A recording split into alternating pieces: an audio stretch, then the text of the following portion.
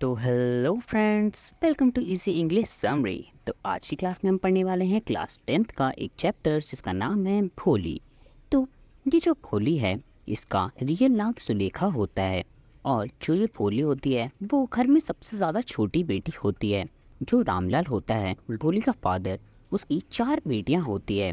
और जब भोली 10 महीने की होती है तो वो बेड से गिर जाती है, जिसकी वजह से उसकी जो ब्रेन है उसमें चोट लग जाती है और उसका ब्रेन डैमेज हो जाता है। और जो भोली होती है वो जब पैदा होती है तो उस टाइम पे काफ़ी गोरी और सुंदर होती है। लेकिन जब वो 2 साल की होती है तो उसका जो रंग है वो धीरे धीरे थोड़ा सांवला होने लग जाता है और उसकी पूरी बॉडी पर पोक मार्क्स हो जाते हैं। पोक मार्क्स जो होते हैं वो ब्लैक डॉट्स होते हैं जो कि बॉडी पर परमानेंटली हो जाते हैं और वो कभी भी हटते नहीं हैं। जो रामलाल होता है उसकी टोटल 7 बच्चे होते हैं, जिनमें से 4 बेटियां होती है और 3 बेटे होते हैं।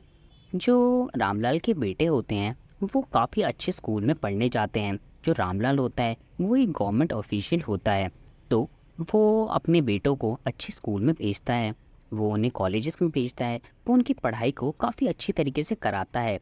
लेकिन जो उसकी बेटियां होती है उन्हें कभी भी स्कूल नहीं भेजा जाता। जो उसकी बेटियां होती है वो जैसे जैसे जवान होने लग जाती है, उनकी एज शादी के लायक होने लग जाती है, तो वैसे वैसे जो रामलाल है वो उनकी शादियां करवा देता है। जो रामलाल होता है उसकी सबसे बड़ी जो बेटी होती है उसका नाम होता है राधा, जिसकी शादी सबसे पहले हो जाती है। उसके पास सेकंड नंबर पे जो उसकी बेटी होती है उसका नाम होता है मंगला, और उसकी शादी भी ऑलमोस्ट फिक्स हो जाती है।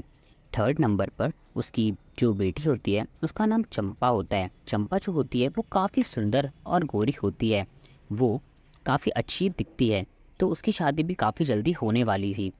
और जो फोर्थ है वो हमारी भोली है, जिसकी बॉडी पर वो मार्क्स हैं और वो इतनी अच्छी दिखाई भी नहीं देती। और क्योंकि वो बेड पर से गिर गई थी तो उसका ब्रेन भी इतनी अच्छी तरीके से काम नहीं करता।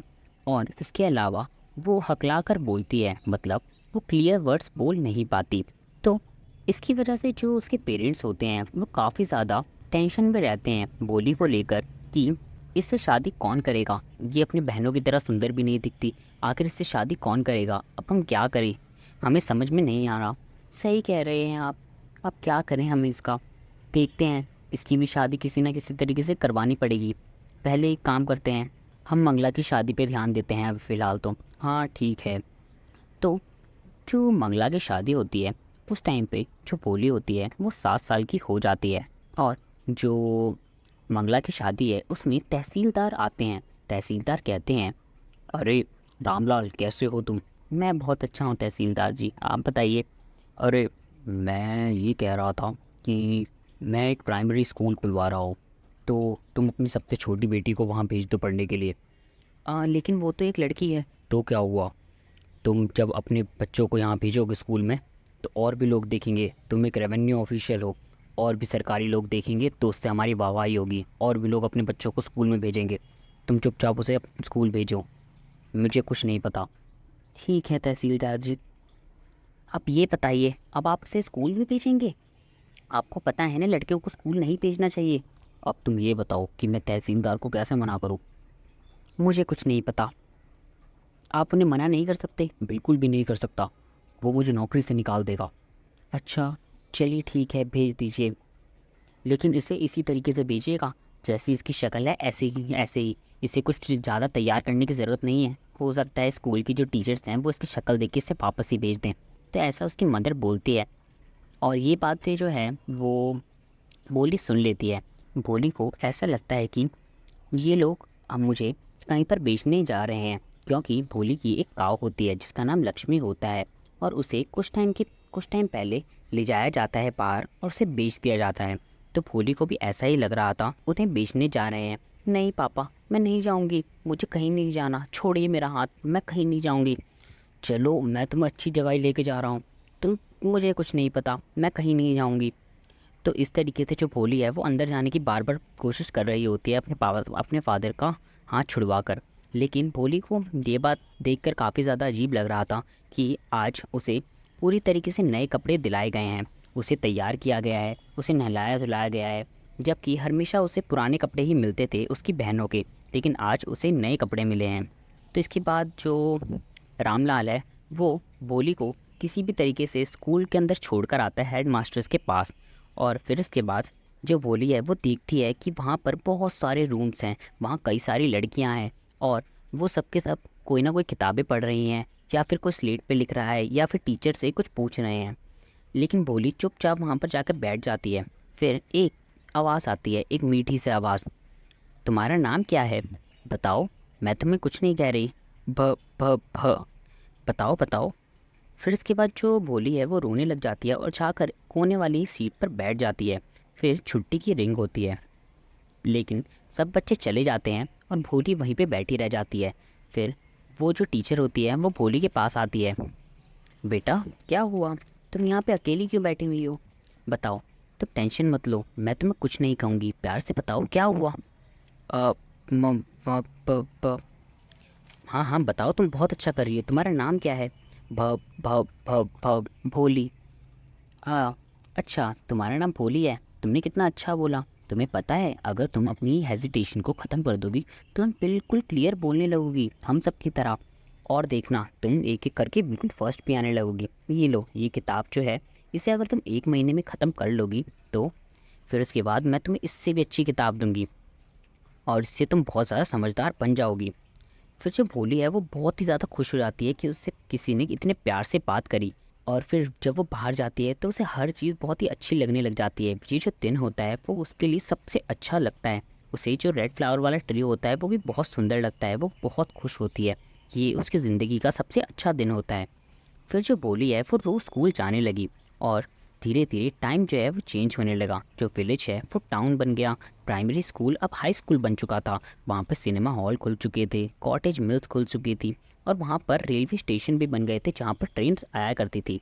फिर इसके बाद जो भोली का फादर है वो कहते हैं कि सुनो, बिशंबर नाथ का प्रपोज़ल आया है भोली के लिए, क्या कहूँ?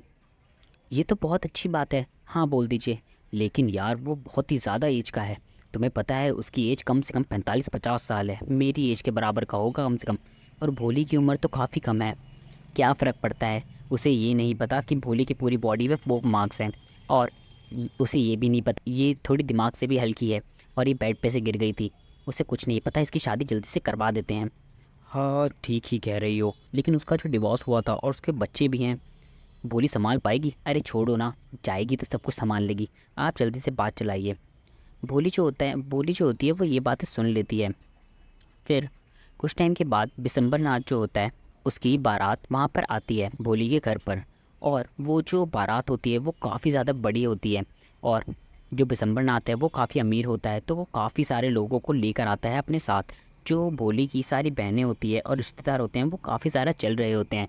भोली की बहनें बहुत ही ज़्यादा जेलस फील कर रही होती है क्योंकि वो भी चाहती थी कि उनकी शादी भी इतनी बड़ी हो। फिर इसके बाद जो पंडित है वो बोलता है जल्दी से दुल्हन को बुलाओ।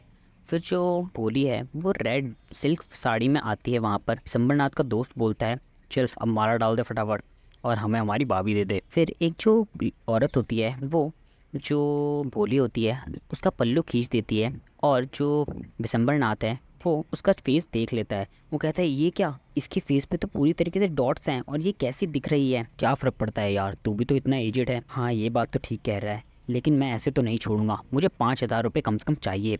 फिर इसके बाद जो रामलाल है वो रोने लग जाता है, कहते हैं मैं 5,000 रुपये कहाँ से लाऊंगा, आप प्लीज़ इससे शादी कर लीजिए, शादी मत तोड़िए। मुझे तो कुछ नहीं पता, मुझे 5,000 चाहिए तो चाहिए।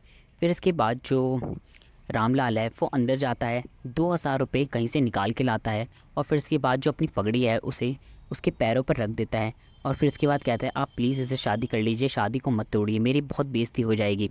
चलो ठीक है। इसके बाद जो विशंबरनाथ है उसके फेस पर एक स्माइल आती है, एक ईविल स्माइल, जो कि उसे वो डाउरी मिलने की वजह से होती है। तो इसके बाद जो बोली होती है वो बोलती है कि पापा ये पैसे वापस ले जाइए, आपको एक भी पैसा देने की कोई ज़रूरत नहीं है, मैं इस आदमी से शादी ही नहीं करना चाहती, इसकी हिम्मत कैसे हुई आपसे पैसे लेने की, और आप चिंता मत कीजिए, मुझे ऐसे लोगों से कोई शादी करनी भी नहीं है। फिर जो लोग हैं सब सब के सब वो वहाँ पर बोली को देख के काफ़ी ज़्यादा हैरान हो जाते हैं क्योंकि बोली ने कभी भी किसी से बदतमीज़ी नहीं की होती। और फिर एक जो लेडी होती है वो बोलने लग जाती है, तू अपने फादर का नाम डुबा रही है, कैसे बात कर रही है तू, तेरे अंदर तमीज़ नहीं है, और तू जिस तरीके की दिखती है तेरे से कौन शादी करेगा, ये शादी करने को तैयार है, यही बहुत बड़ी बात है। आप मेरे मामले में मत बोलिए, आप अपने घर पे ध्यान दीजिए और आइंदा से मेरे मामले में बोलने की ज़रूरत नहीं है, आप जा सकती हैं यहाँ से। उसके बाद जो बारात होती है वो वापस जाने लग जाती है। फिर उसके बाद जो बोली है वो अपने फादर को कहती है, फादर मैं आपका ध्यान रखूँगी, आपके बुढ़ापे का सहारा बनूँगी, मैं मदर का भी पूरा ध्यान रखूँगी और आप चिंता मत कीजिए, मैं जिस स्कूल में पढ़ी हूँ आप उसी स्कूल में मैं पढ़ाऊँगी और वहाँ से कुछ पैसे भी कमाऊँगी। और इसके बाद जो वहाँ पे टीचर होती है, उसकी टीचर जिसने उसे इतनी ज़्यादा करेज दिया था, वो वहीं पे खड़ी होती है और उसकी जो आइस होती है उस टीचर की, वो स्माइल कर रही होती है। आइस स्माइल करने का मतलब उसे बहुत ही अच्छा फील हो रहा होता है, आइस से भी दिखाई दे रहा होता है उसकी कि वो कितनी ज़्यादा खुश है। ऐसा लग रहा था कि उसने कोई बहुत बड़ी जंग जीत ली हो। फिर इसके बाद जो वो टीचर है वो बहुत ज़्यादा खुश हो जाती है और सभी बहुत ज़्यादा खुश हो जाते हैं। तो इस चैप्टर में सिर्फ इतना ही। इस तरीके की और समरी जानने के लिए मेरे चैनल को सब्सक्राइब करें। Thank you.